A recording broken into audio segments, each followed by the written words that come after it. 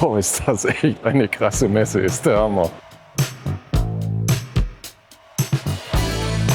Hallo, willkommen zu einem neuen Video hier aus Svens Garage. Heute aus Italien, aus Bologna, von der größten Oldtimer-Messe in Europa.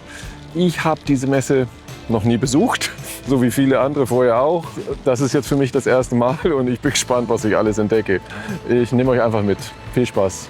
Also ich bin jetzt gerade eben aufs Messegelände angekommen. Ich kann sagen, das ist der Hammer.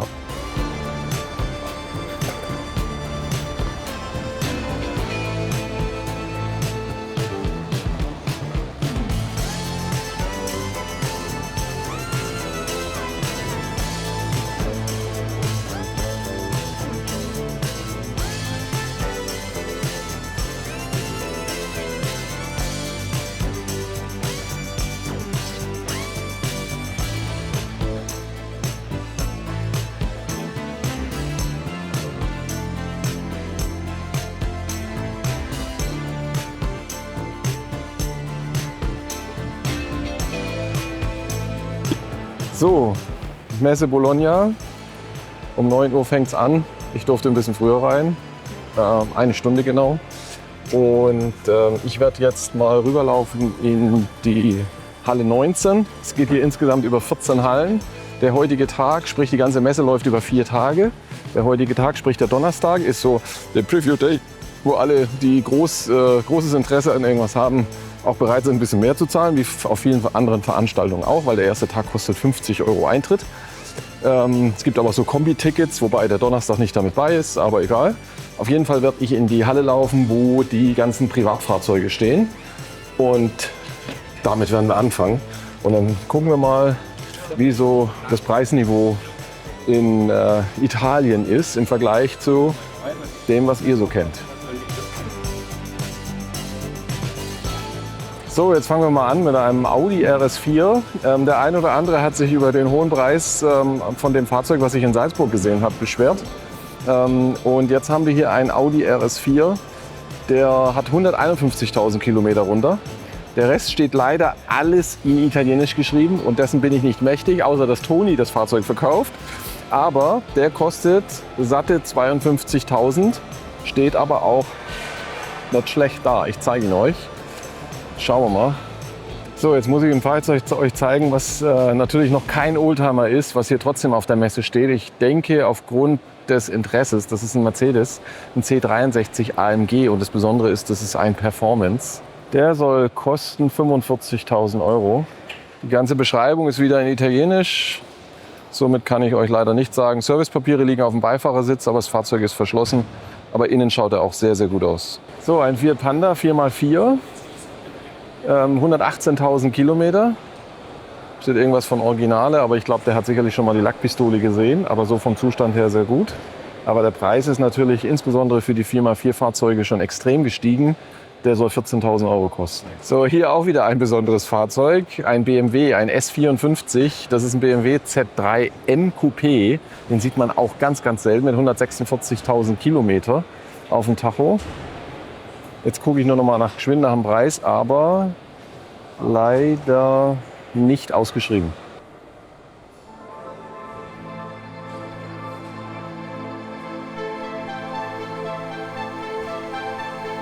So, auch noch kein Oldtimer, aber ein Golf GTI von 2002 mit 92.000 Kilometer in Rot für 10.500. So vom Zustand her ganz schön. Lack bräuchte ein bisschen Zuwendung, aber auch nicht schlimm. Felgen weiß ich nicht, ob original sind, aber die steigen auch langsam im Preis und werden immer interessanter. VW Käfer 1303 von 76 für 23,5. Alfa Romeo Giulietta Sprint 1,3 von 1958 für 65. Umgebaut als Rallye-Fahrzeug mit Käfig drin. Sportliches Fahrzeug, der klingt bestimmt auch super. Mercedes 126 560 SEC von 88 mit Schiebedach. Oder auch schon mal nachlackiert, was man sehen kann, für 23 mit Lederausstattung, Automatik. Bisschen was an Extras hat er. So, es reißt nicht ab, wieder ein besonderes Fahrzeug, ein Honda S2000.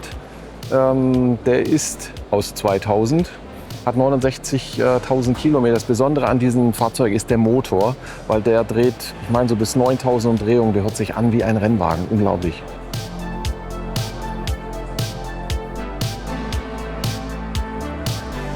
Ferrari F430 F1 mit 46.000 Kilometer. Besondere ist ein elektrohydraulisches sequentielles Getriebe. Der Motor dreht irgendwie bis 8,5. Das ganze Fahrzeug ist einfach absolut auf Formel 1 Niveau. Ganz tolles Fahrzeug, auch Sammlerpotenzial. Also das, wer Kohle hat, in dem Fall 130.000 Euro in die Garage stellen, abdecken, ab und zu mal sonntags bewegen. Das wird auf jeden Fall Werterhalt. Ein MG TA von 1938. Ist auch Holzbauweise, also viel, die ganze Grundkonstruktion ist Holz, außer natürlich der Rahmen unten und dann ist mit Blech belegt. Schönes Fahrzeug. So, Mercedes 113 230er SL Schalter von 1965 für 79,5.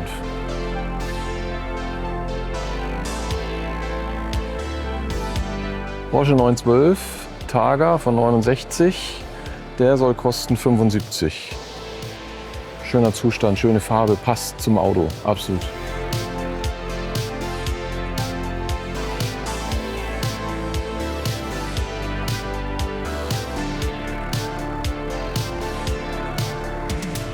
So, Ford Escort Gruppe 2 von 1978 für 42,5.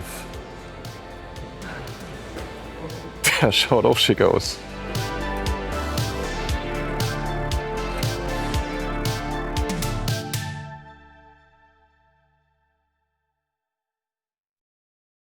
So, NSU TT von 71. Der schaut auch sehr rallye-konform aus mit eingeschweißtem Käfig. Zweifarbig, schick. Der soll übrigens 24,5 kosten, gell?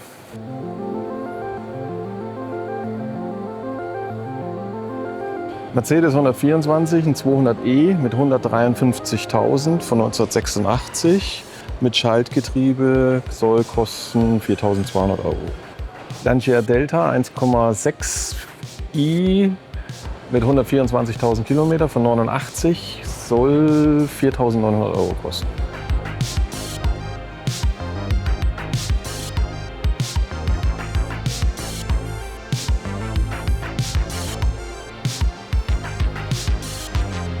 So, hier Passat Limousine W8, 181.000 Kilometer von 2001, soll kosten 9.800.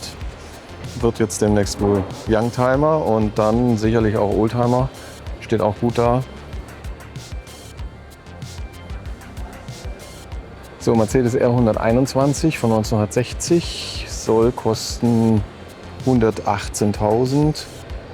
Schaut restauriert aus, aber die Farbe steht ihm und an sich so optisch schönes Fahrzeug zu dem Preis. Ein MG, ein GB von 73, soll kosten 19,8. In dem Grün, viele Nachlackierungen, auch unschön nachlackiert. Dafür finde ich den Preis eigentlich schon recht hoch. So ein Abarth A112 mit 70 PS, 59.000 Kilometer von 1980, soll kosten 11,8. Schönes Fahrzeug, schöner Zustand und schnell.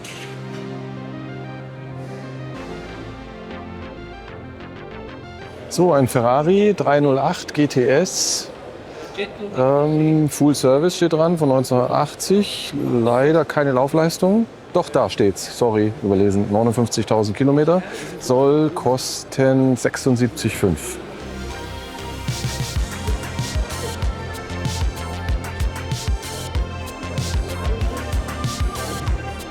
Hier einen Lancia 2500er von 61 für 125.000 Euro.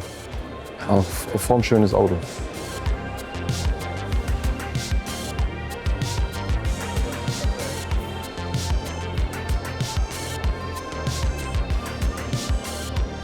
Und wieder ein seltenes Fahrzeug. Also die ganze Messe ist voller mit seltenen Fahrzeugen. Ist ja unglaublich. Ich kann euch gar nicht alle zeigen. Das Video würde Stunden gehen. Hier ist ausgeschrieben irgendwelche 5000 Fahrzeuge. Ich versuche mal das, was mich ein bisschen beeindruckt auch und so, das euch rüberzubringen. Hier haben wir jetzt einen Volkswagen, einen Baja 1,6 von 1970. Das erinnert mich so an meine Kindheit. Da gab es die zuhauf eigentlich. Ja, heute sieht man sie gar nicht mehr, überhaupt nicht mehr fahren. Der soll jetzt kosten 35. Ein Triumph TR20, so in der Form noch nie gesehen, von 1949. Da muss man hier nach Bologna fahren, um sowas zu entdecken. Wobei hier vieles dabei ist, was ich nicht kenne. Also um Gottes Willen, man lernt ja jeden Tag dazu. Das ist jedenfalls auch ein interessantes Fahrzeug, scheint restauriert oder ist garantiert restauriert. Soll 51,9 kosten. Ein Land Rover, ein Benziner von 88 mit einem 2,4 Liter Motor. Der ist voll restauriert, soll 47 kosten. Noch ein Land Rover von 1990, ein 2,5 Liter Diesel, auch voll restauriert, soll kosten, das ist ein 90er Land Rover von 2001, soll kosten 49,9.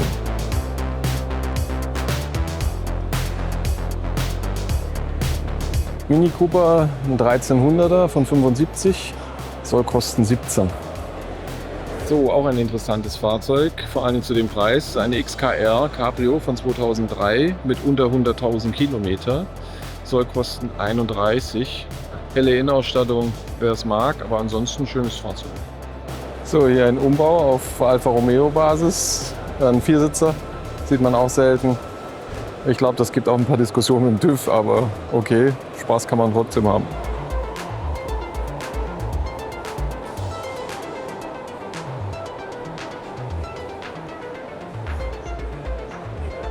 Käfer Cabrio 1303, 1,6 von 1973. Steht dran, total restauriert für 16. Wenn wirklich alles gemacht ist, also zumindest schaut er sehr gut aus, dann ist das ein absolut fairer Preis. Oh, ein Brezelkäfer von 1952, schon umgebaut auf 12 Volt, soll kosten 35.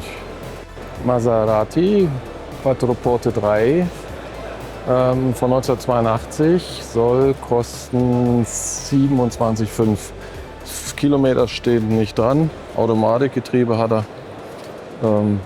Taxi gelb, ist auch nicht so jedermanns Sache. Alfa Romeo 1750 GTV soll kosten 52.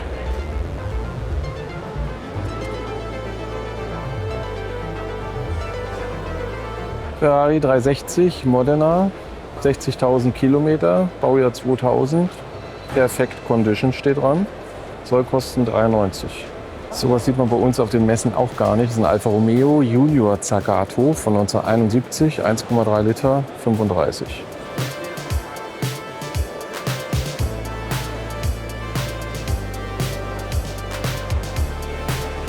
Ein BMW 2000 Ti Touring von 1972, soll kosten 47.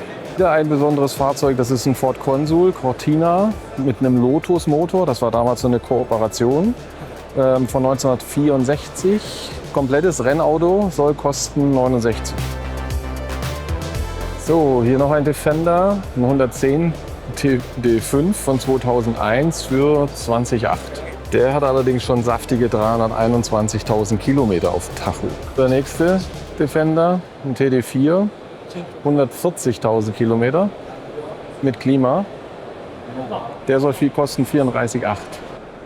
So, kein Oldtimer, kein Youngtimer, ein 997 Carrera 4S mit Tiptronic von Baujahr 2006.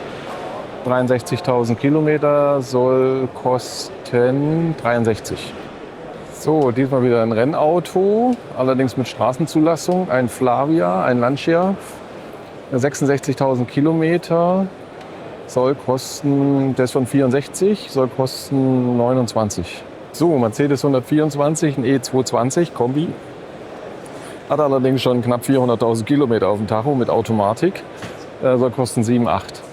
Jetzt wieder ein Fahrzeug, was man bei uns eigentlich überhaupt nicht sieht. Das ist ein Fiat 1100e von 1952. Der soll kosten gar nichts, aber ich zeige ihn euch trotzdem. Also ist zumindest nicht ausgewiesen, kein Preis dran. Finde ich immer ein bisschen schade. Hier stehen unheimlich viele Fahrzeuge, wo kein Preis dran ist. Ich zeige ihn euch trotzdem, weil ich ihn formschön finde. Mercedes 124, Limousinen 200e, Schaltgetriebe, knapp 200.000 Kilometer, soll kosten 9.400 mit Velour-Ausstattung, die allerdings sehr, sehr gut aussieht.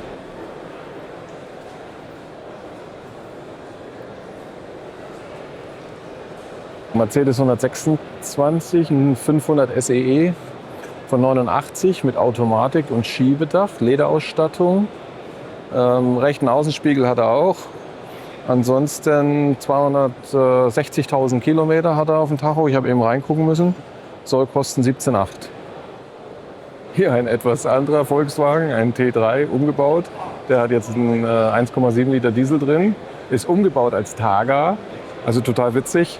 Gibt es bei uns nicht. Ich glaube auch, dass der TÜV da bei der einen oder anderen, an der einen oder anderen Stelle ein Problem mit hätte, mit Holzbänken drin.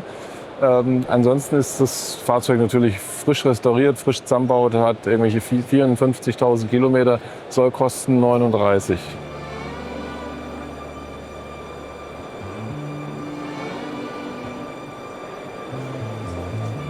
Mercedes W123 240 TD von 1979 für 10,5. Wieder das Problem mit den Kilometern. Ganz kurz, schauen wir mal, 280.000 Kilometer. Der 240 TD ist übrigens ein Schalter. So, nächstes Fahrzeug, wieder 123 Kombi, Baujahr 79 mit Klimaanlage, Schiebedach. Soll kosten 23,5, ist auch ein Schalter und hat 160.000 Kilometer auf dem Tacho. BMW 2002 Tii von 74, soll kosten 48,5. Schönes Fahrzeug, optisch Lack, innen toll.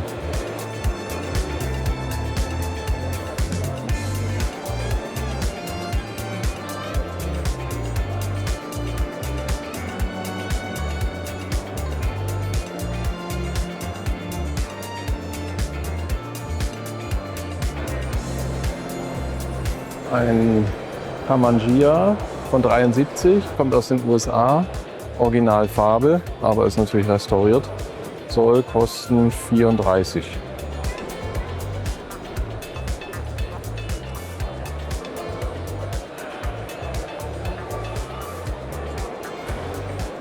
So, hier ein Morgen 4/4, 95.000 Kilometer, soll kosten 39,5.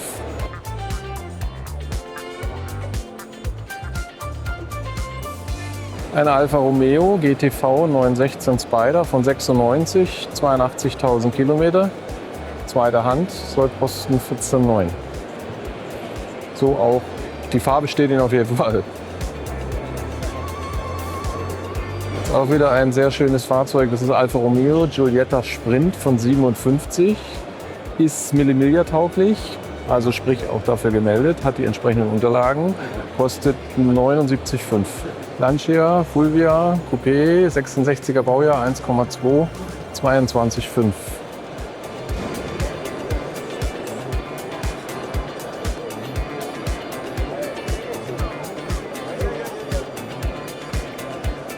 So, Mercedes 124 von 1990, ein 300er Coupé, 165.000 Kilometer.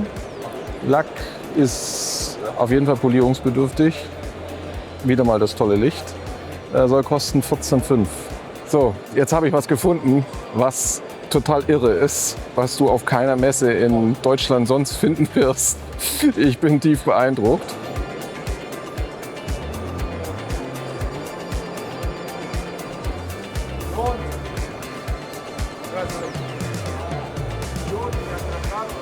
Das ist ein Fiat 500. Der ist für die Straße gebaut. Dieser Motor hat elektronische Einspritzung und leistet 70 PS. Dann haben wir hier vorne in der Front einige Komponenten verbaut. Das ist einmal die elektrische Pumpe für die Einspritzung. Dann haben wir hier noch ein Filtersystem, dann die Druckregelung für die Einspritzung. Und alles das, was man hier sieht, ist ähnlich der Formel 1 ein elektrohydraulisches System für ein sequentielles Getriebe. So, das ist jetzt mal der Innenraum. Und hier an dem Lenkrad haben wir diese Schaltpedals, weil wir haben keinen Wählhebel mehr in der Mitte. Man kann die Gänge nicht auswählen, sondern man schaltet wie bei der Formel 1 die Gänge rauf und runter, wie man gerade möchte.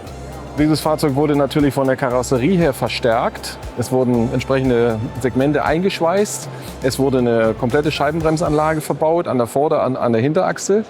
Und man sagte mir, alles sei abgenommen und das Fahrzeug würde hier Messepreis 45.000 €. Aber man könnte auch noch mehr bestellen, wenn man noch welche bräuchte.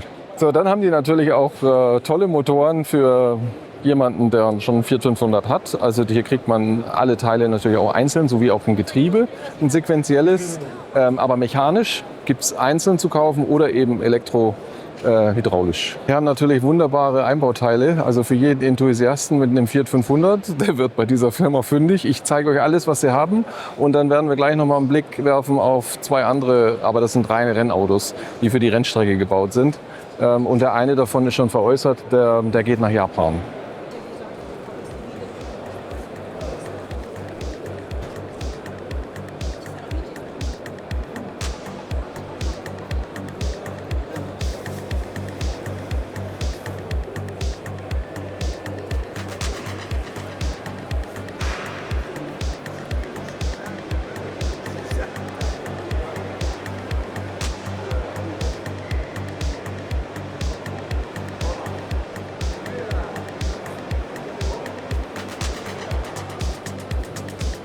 Also wer Einbauteile sucht für ein sequentielles Getriebe, der wird hier bei der Firma auf jeden Fall fündig. Steuergeräte, Regelgeräte, alles gibt's an der Stelle einzeln.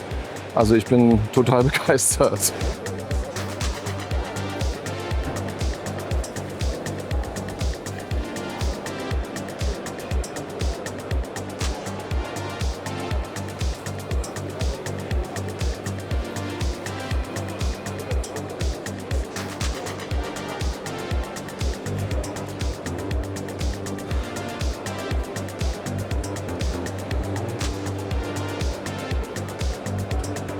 So, jetzt sind wir aus der Halle 19, wo die Privatverkäufe sind, erstmal raus. Jetzt gibt es noch einige Fahrzeuge im Außenbereich, die auch von Privat sind. Jetzt hat es allerdings für Italien untypisch, für heute war Sonne vorher gesagt, angefangen zu regnen. Ich werde jetzt trotzdem mal gucken, ob bei den Fahrzeugen einiges dabei ist und euch das einfach mal zeigen. So, das fängt an hier mit einem Fiat 900T von 78. Der soll 8.500 € kosten. Ein Renault R4 Export.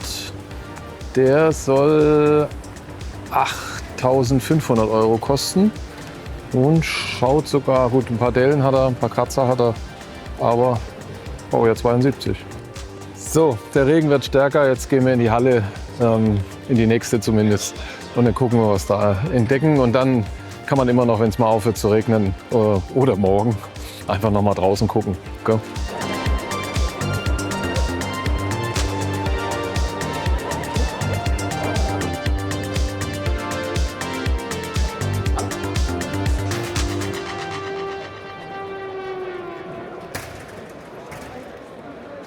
So, der interessanteste in dieser ganzen Reihe von 996-Fahrzeugen ist ein 996 Turbo.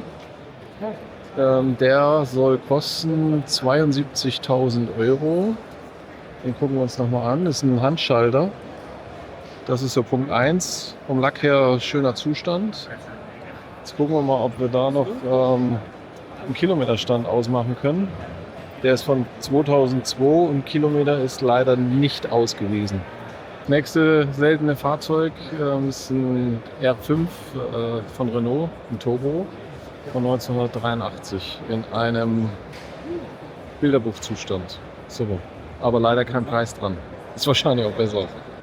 So, das nächste Fahrzeug BMW 3 Liter CSL E9. So in dem Zustand schwer zu finden.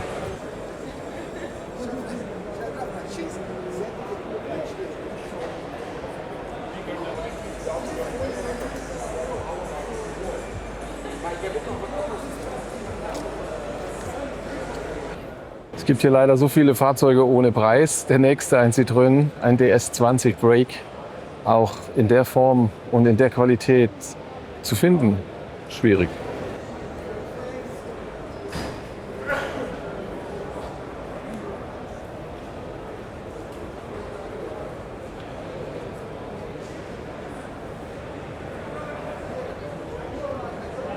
VW T1, Porsche Renndienst, steht auch zum Verkauf, kostet 63, kostet 63.000 und ist Baujahr 61. VW T1 ist Westfalia von 67, kostet 82. Schönes Fahrzeug mit nice, also wirklich hübschen Features.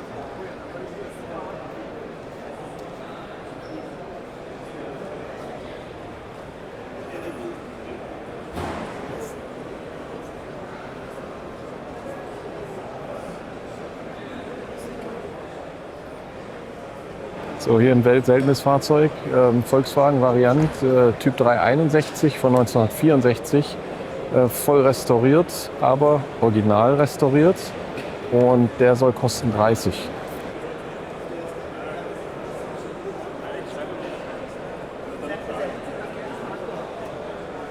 So, wer einen günstigen Ferrari-Einstieg sucht, der findet hier einen Ferrari Mondial von 1981, 67.000 Kilometer. Mit Servicebook und so weiter. Alles vorhanden, alle Service gemacht. Soll kosten 39.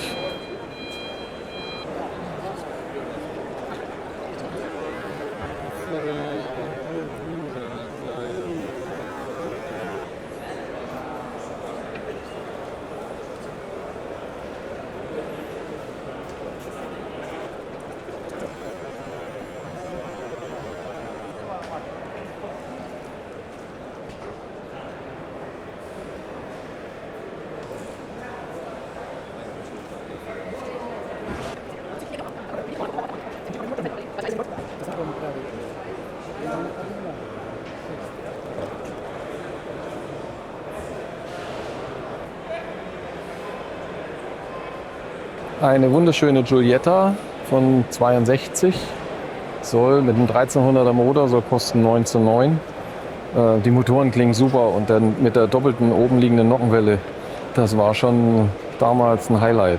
Absolut schönes Fahrzeug.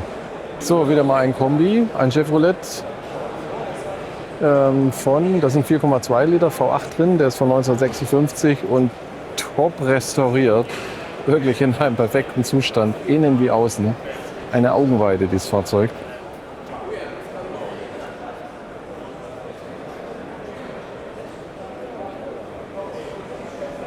Der nächste Ami genauso fantastisch restauriert, ein Chevrolet Apache V8 für 49. Also für das Geld kann man das nicht machen. Geht nicht.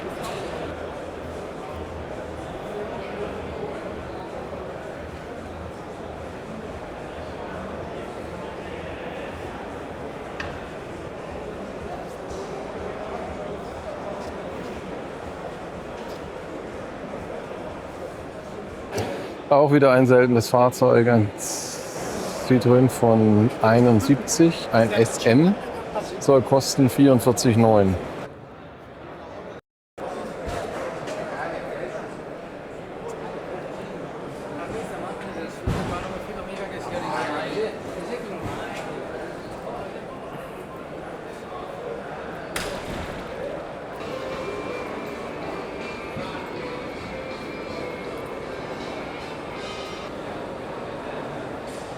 So, jetzt sind wir in der Halle 16 und da geht es natürlich weiter mit vielen, vielen schönen Oldtimern, aber natürlich auch sehr viele Händler, die hier sind. Aber ich gucke mal, was ich hier so kurios finde.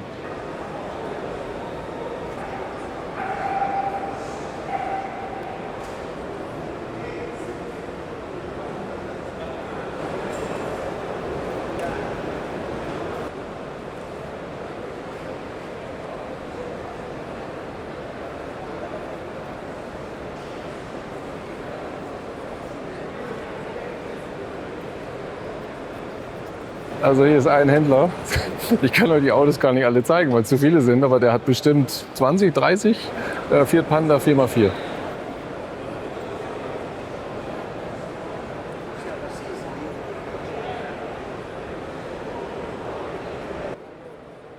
So, jetzt einen ganz krassen Umbau, Ausbau, Weiterbau, anderes Fahrwerk, andere Reifen. Land Rover Defender. Ein 110er TD5 von Baujahr 2006 soll kosten 90, aber schaut sehr cool aus. Das nächste Kuriose, ein Renault R4 Frog von 88. Ein sehr extravaganter Umbau.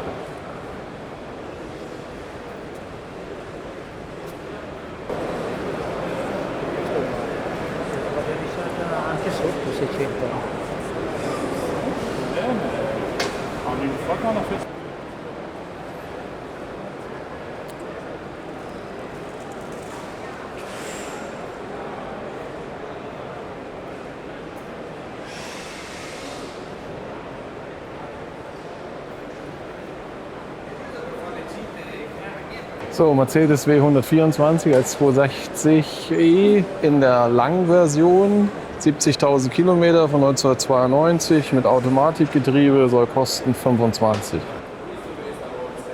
Ford Sierra XR4i, 2,8 Liter, V6, 1984. Gibt es auch nicht ganz so viele von. Soll kosten 22,5. Laufleistung steht leider nicht dabei. Ich kann mal gucken, ob ich was finde.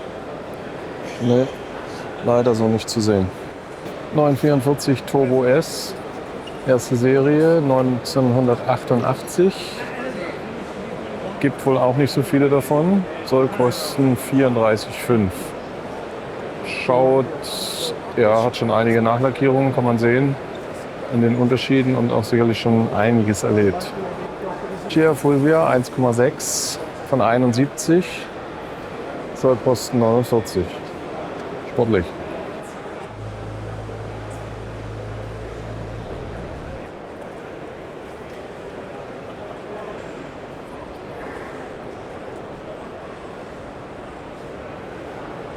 Der nächste Audi RS4 B5, 100.000 Kilometer aus 2000 und soll kosten 90. Ich glaube, den nimmt er wieder mit heim.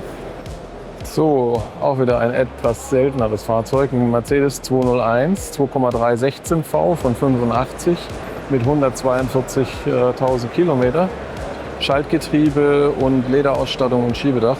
Soll kosten 29,5.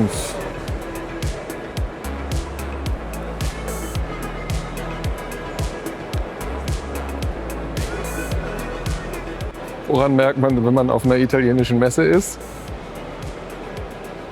Ganz einfach, wenn dauernd Tuning angeboten wird für den Fiat 500.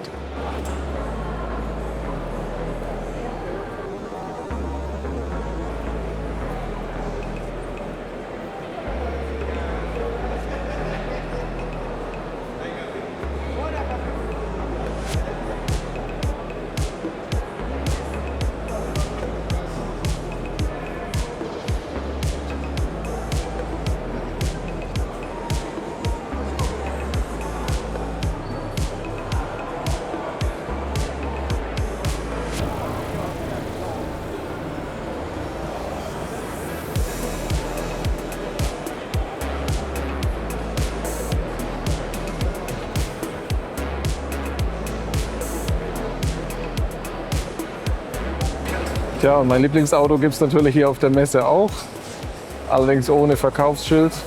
Aber ich kann mir vorstellen, dass, wenn man dem was bietet, dann gibt er bestimmt raus.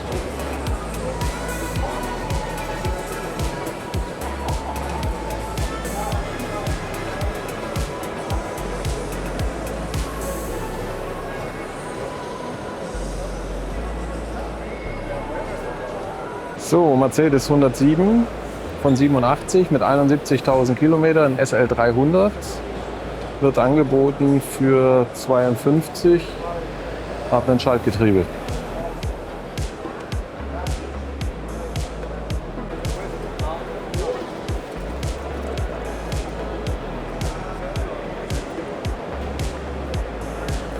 Mercedes 121, frisch restauriert. Nach Restauration irgendwelche 400 Kilometer. Der ist von 58, soll kosten 170.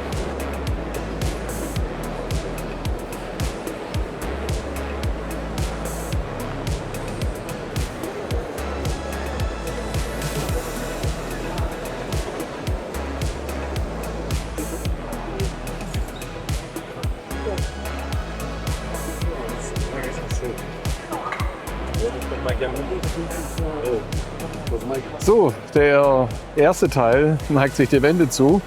Wenn ihr wissen wollt, mit welchen spannenden Fahrzeugen und kultigen Dingen es weitergeht, dann schaut euch den zweiten Teil auch noch an.